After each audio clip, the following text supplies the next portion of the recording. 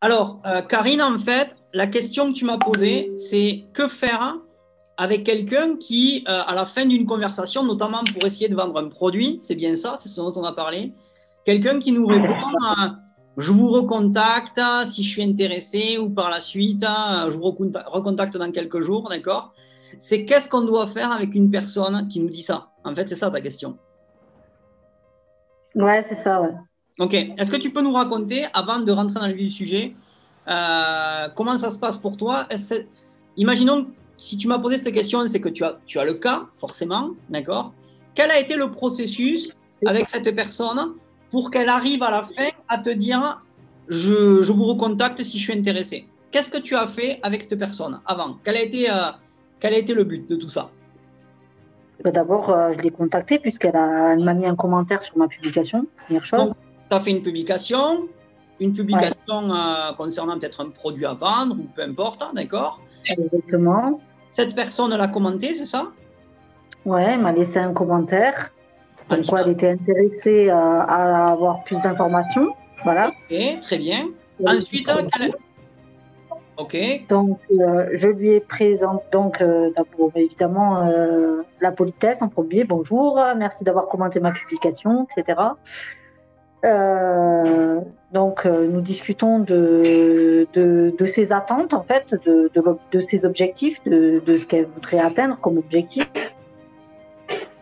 Et en fonction de ça, donc, je lui propose voilà, le produit, je lui détaille quand même les composants et je lui explique donc comment se déroule le programme bien sûr, ok. et voilà, les bénéfices qu'elle va en retenir et tout ce que je propose, donc le programme complet.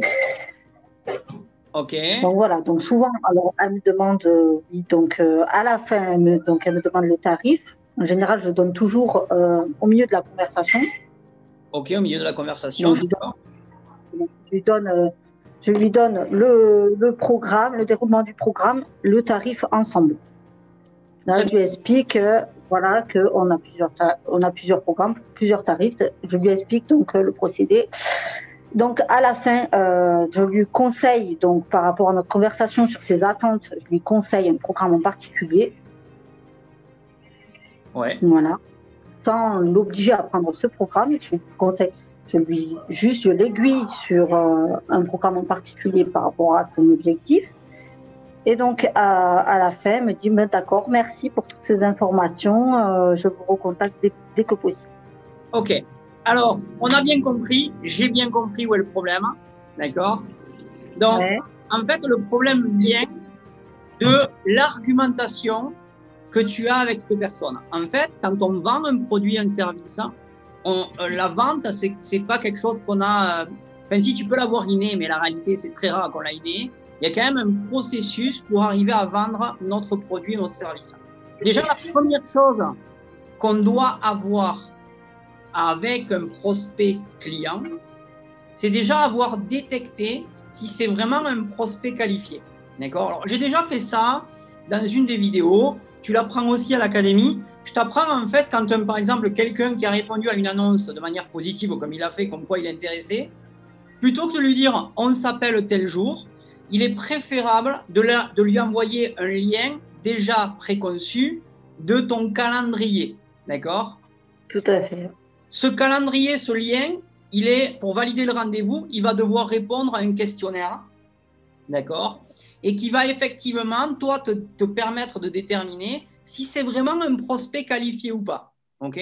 Alors, justement, comme tu fais partie de l'académie, on aura l'occasion de faire tout simplement les questions qui pourraient correspondre au produit que tu veux vendre et voir si le prospect qui prendra le rendez-vous, en fait, peut être un prospect qualifié. Ça, on le verra bien sûr en privé. D'accord? Donc, on attaquera là-dessus. Mais ça, finalement, c'est une première étape. D'accord? Ça t'évitera aussi de perdre du temps avec les personnes qui répondent même Ouais, positivement. Et ça va te permettre de savoir également si une personne, elle aurait peut-être le budget pour pouvoir investir dans un de tes produits. D'accord? Donc ça, concrètement, c'est le premier point. Ensuite, il y a une deuxième chose à faire. Alors, la deuxième chose à faire, ouais, je sais, il y a du bruit chez toi, t'inquiète pas, je suis stressé. Alors, chez moi, c'est un peu plus calme. Gabriel, ne répétez pas là, vous en occupez, je suis occupée. Eh bien, c'est pas grave, vous avez une télé dans votre chambre. Point Gwendal, je suis en réunion.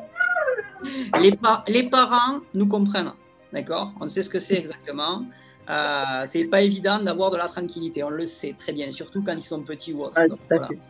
Donc, première étape, on a vu, on qualifie son prospect, d'accord? Et quand il est qualifié, son prospect, quand on l'a au téléphone, il faut avoir toute une stratégie qui permet d'arriver à lui faire une vraie offre, d'accord? Le truc qu'il y a, c'est qu'aujourd'hui, tu n'as pas tellement une vraie stratégie pour vendre ton produit ou ton service à ton prospect. Ok. Ouais, j'ai pas un script établi. Enfin, j'ai un script établi justement. Si ton script il est établi et qui fonctionnerait, tu n'aurais pas de réponse du style à la fin. Ben, écoutez, je vous rappelle prochainement, d'accord? Avec moi dans l'académie, dans le script de vente. D'ailleurs, tu le retrouveras dans un des cas pratiques de l'académie. Si tu as fait attention dans la partie comment vendre, d'accord? Tu as un cas pratique. Alors, je crois qu'il y en a un qui ressemble à la partie bien-être, si je ne me trompe pas, et où je donne justement le processus, quelles sont les questions à utiliser, et surtout quand tu as cette personne au téléphone, qu'est-ce qu'il faut lui dire pour lui amener à lui faire une offre, d'accord? Peu importe d'ailleurs combien coûte ton produit. D'accord? Ça, c'est pas important en fait, le prix. Parce que si tu respectes concrètement eh bien, ce qu'on appelle dans le monde de la vente cette puissance de prix à un moment donné, eh bien, tu vas arriver à vendre ton produit sur le moment. C'est juste que ta méthodologie de vente, elle n'est pas structurée. Enfin, ta méthodologie de l'argumentaire de vente que tu utilises, en tout cas dans tes appels téléphoniques ou dans tes présentations de produits, elle n'est pas structurée. Parce que sinon, tu n'aurais pas de réponse du style « laisse-moi réfléchir » ou du style je vous rappelle plus tard. D'accord? À la limite, il faut que toi, tu te fixes un objectif. Quand tu vas faire un appel, on le verra bien sûr en privé ensemble, on développera l'argumentaire de vente. C'est pour ça que tu as pris ma formation, c'est pour ça que tu fais partie de mon académie. D'accord? C'est que concrètement, en fait, tu vas développer l'argumentaire qui va faire qu'à la fin, tu vas te retrouver avec une réponse positive ou une réponse aussi négative. Mais l'idée, c'est que tu ne te retrouves pas à faire, comme fait la majorité des gens aujourd'hui, du suivi et du suivi et du suivi, et qui te fait perdre beaucoup de temps. Alors bien sûr, mon argumentaire, il est basé sur des réponses positives. L'idée, c'est qu'à la fin, tu es quelqu'un qui t'achète. On est d'accord? Heureusement. Bien sûr.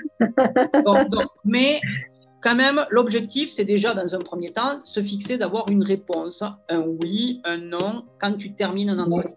D'accord? Et forcément, de toute manière, tu vas déjà, même avant de faire le rendez-vous, savoir si ce prospect, il est en mesure de démarrer ou pas. Pourquoi? Parce que si tu as bien préparé les questions auxquelles il a répondu pour accepter le rendez-vous avec toi, ben, tu sauras si c'est un prospect qui est en mesure d'acheter ou pas. Tu vois? Donc, si tu fais bien ton argumentaire, en principe, tu sauras que déjà, avant même le rendez-vous, il va acheter à la fin. Si tu sais manager ton argumentaire. Sinon, c'est sûr que si tu acceptes tous les rendez-vous alors que tes prospects ne sont pas qualifiés, tu te retrouveras avec des gens qui vont te dire non. Okay? Mais au début, j'ai envie de te dire, quand tu commences à tester ces méthodes-là, c'est bien de tout prendre, tu vois. C'est bien de tout prendre comme rendez-vous, comme ça au moins ça te fait la main, tu vois ce que je veux te dire, tu apprends. Et ça permet aussi d'améliorer ton argumentaire encore plus. Moi, au départ, même si on qualifie le prospect, j'aime bien dire, prenez tout ce qui vient. Comme ça, vous faites...